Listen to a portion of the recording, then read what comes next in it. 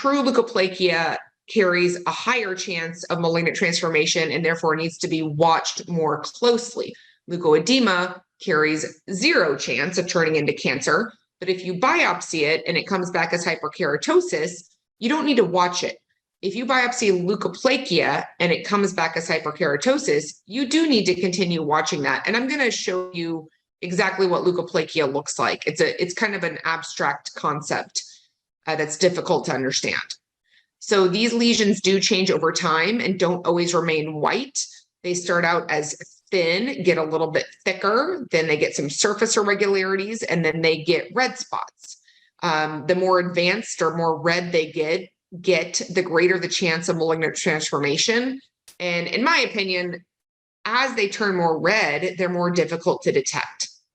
This is also a clinical term, and it's never a diagnosis. And the reason for that is if it was a diagnosis, that wouldn't help you know how to treat it, because leukoplakia can be anywhere from completely benign hyperkeratosis that we just watch all the way up to squamous cell carcinoma, which obviously needs more therapy. So here is frictional keratosis, not leukoplakia. And I know that for 2 reasons. Number 1, this is not sharply demarcated. You can kind of see where the food is hitting here and then being chewed, and the white gets a little faded. And the second reason I know that is because it's limited to the occlusal surface. So that white is not crawling on the buccal or lingual side.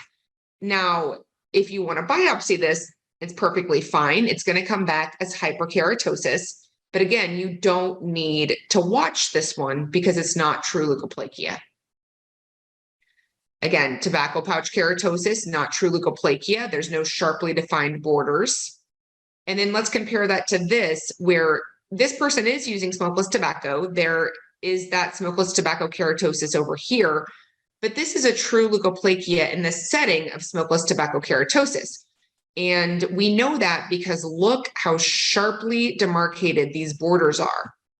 This does not require a biopsy. This does. This is true leukoplakia, and you must always biopsy those. This, if you compare it to that one I showed you before, it is not limited to the occlusal surface. It is growing on the buccal surface. Also is sharply demarcated right here.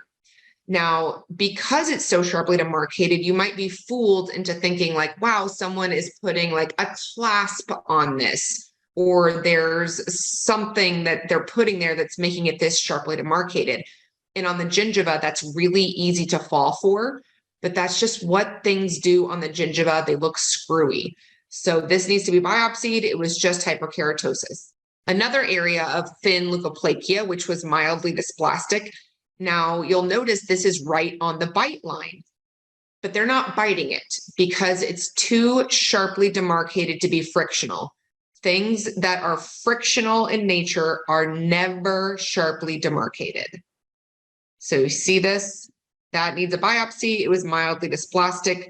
And the treatment is to take out this whole thing. This is the ventral tongue. Here is that area of thin leukoplakia, and this turned out to be severe dysplasia. Let me zoom in on it for you for a second. So very faint, but you know, these have about a 45% chance of turning cancerous.